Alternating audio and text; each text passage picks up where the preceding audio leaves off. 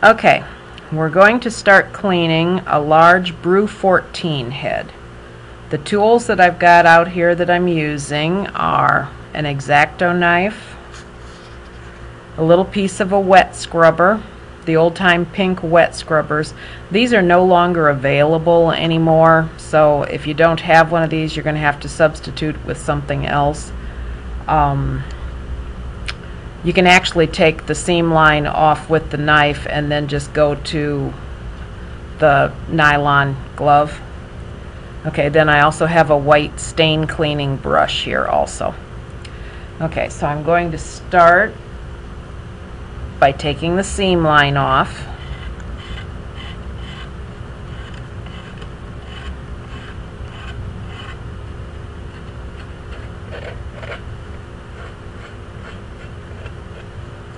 So I'm going to scrape the seam line off all the way around the head. Be careful not to gouge the head with your X-Acto knife. Now this head has been soaking in water, for about an hour or so. I've had it over soaking in the sink. I do have a little pan of water right here that I can dip the head in when I'm ready to rinse off. Okay, all of this extra stuff that's on the knife I'm going to put in the jug of water. Okay, I'm going to turn it over, do the seam line on this side. I'm going to carefully take it off around the ears.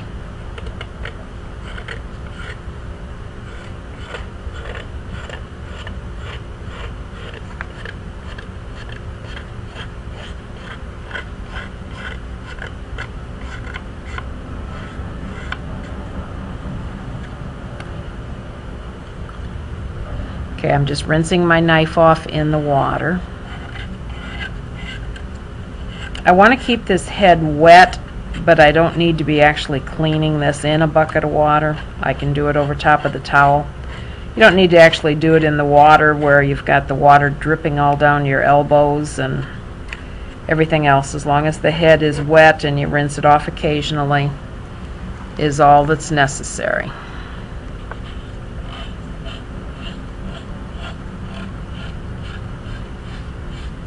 Okay, so I have the seam line off all the way around. Now I'm going to take the little tub of water I've got here, rinse off all those scrapings that I've just taken off from the seam line. Okay. Now I'm ready to start scrubbing with the little pink wet scrubber. You can also use, Sealy's has something called comfy sponges. I'm not sure, I believe Kemper used to have those also. Okay, so I'm going to use the white side, which is the real smooth side, not the pink side with the sandpaper on it. That's a little bit too rough. Okay, so I'm going to start by removing the seam.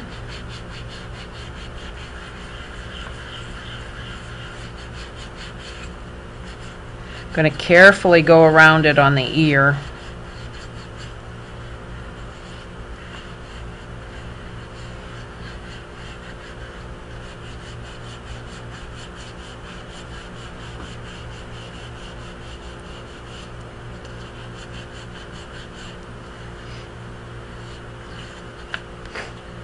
Okay.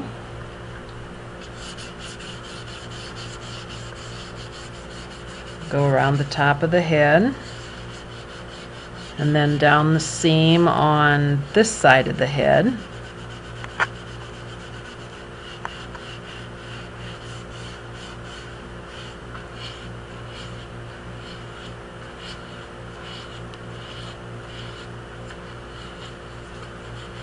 And then down the side of the neck.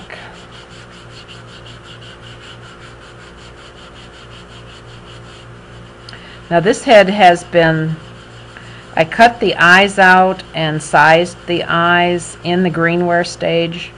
I checked for any imperfections on the face that I fixed in the Greenware stage. and then it was fired to a cone 019 in order to do the soft firing and then cleaning in the water. Okay, I've gone over the seam line all the way, so now I'm going to take the little wet scrubber and I'm going to go lightly over all the larger areas of the face. I don't want to get this down in like around the nose and the eyes and the mouth too closely, or it's going to take off some detail I don't want to lose. So I'm going to stick to the larger surfaces here, like the forehead and the cheeks, the neck.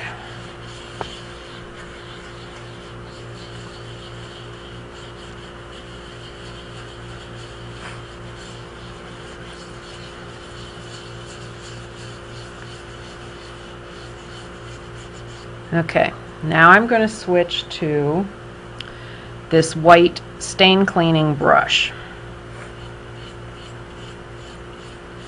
And I'm going to go over the eyebrow area,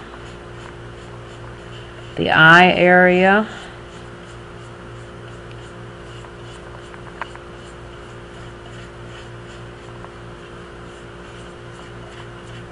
I'm going to go over both eyes. I want to go over the eyelids, the tear ducts, the upper eyelids, back over the eyebrows again.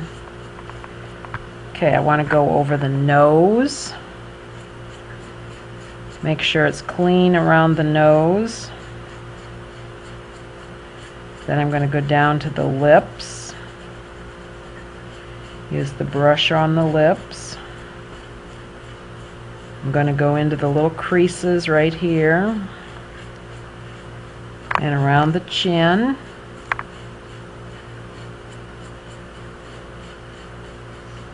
Okay, now I have all this paste on here that's been loosened up from using the brush. I'm going to take the vinyl glove that I have on. It's not a latex glove, it's a vinyl glove. And I'm going to start moving this paste around. This paste is going to help smooth the head. It kind of like cleans itself. It's actually the paste that's going around and doing all of the cleaning. You know, it's a little bit of an abrasiveness there. And so it's cleaning the entire face then. So I'm going to go over all the areas with my hand with the glove on, trying to get this head as smooth as possible.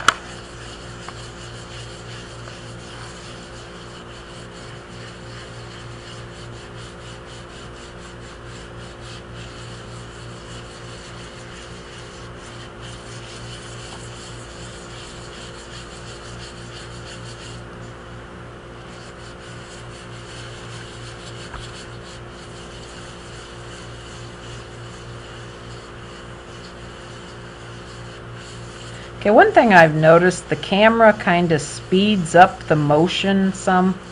I'm really not moving as fast as what it's showing here. So I'm slowing down a little bit here so you can see. But it does seem to speed everything up a little bit. Okay, I'm going to make sure I've gone over everything now.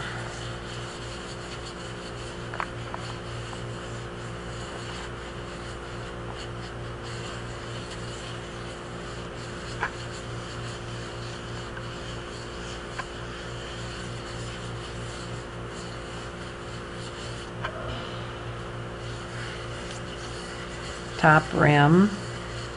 When this was poured, when the Greenware was poured, my husband has already, you know, trimmed out the top of the head, and he's also taken some water on his fingers and smoothed out that inside rim there to try and keep, you know, any little tiny cracks from developing. Okay, we're going to make sure we're getting the back of the head clean also. This head is poured in white porcelain, so it's going to need a wash. So we want the head as smooth as possible in order to not show up any imperfections that might have been in the porcelain.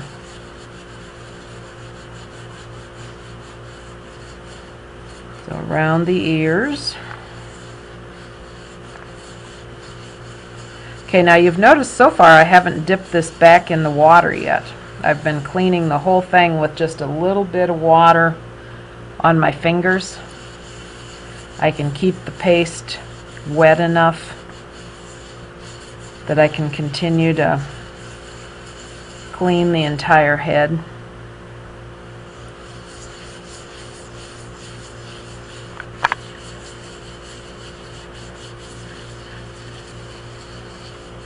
Okay, now at this stage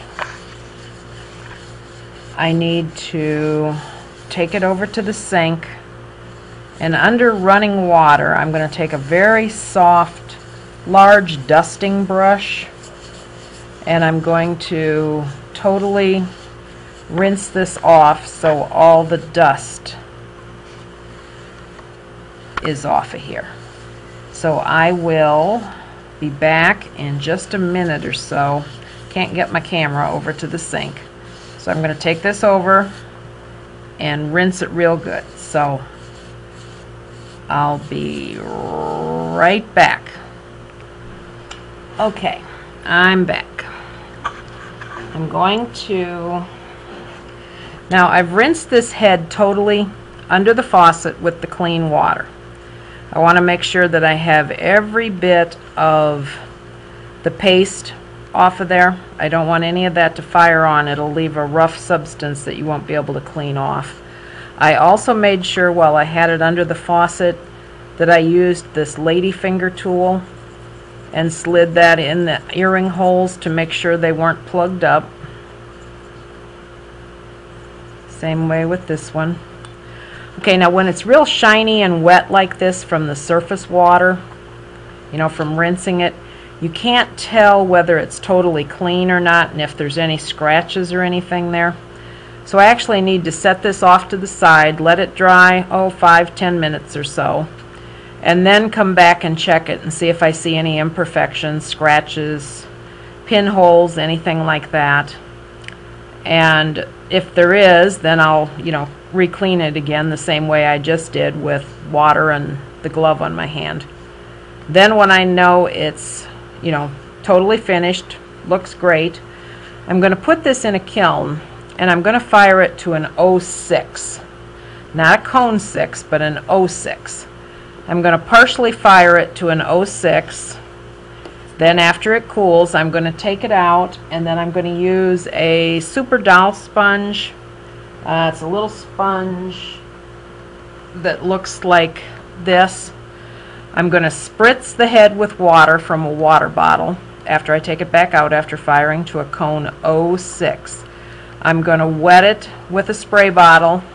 Then I'm going to dip this sponge in the water, and I'm just going to wipe all over the head like this as one last precaution before I fire to a true cone 6. Okay, so that'll be my last step. After it's been fired to an 06, then I'm going to go back in, go over it with this sponge to make sure everything's totally clean, and then I'll fire it to a cone 6, and then it'll be ready to start painting. Okay. Oh, also make sure you have your name and the year incised on the back of the head, and that should be about it. It's ready to go in the kiln. And I will not use any prop on this at all. I'll just put it in the kiln on a layer of sand, probably about a 1/2 inch thick. So then as it's firing, the little grains of sand work like little ball bearings to where as it shrinks, they'll just kind of roll on the sand and it won't stick to the shelf. But I don't actually use kiln wash on my shelves. I don't need it, and I don't need any prop at all for this head. It should fire just fine without being propped. Okay, that's about it. Let's get this head fired to a true cone 6 so it's ready to paint on. Thanks.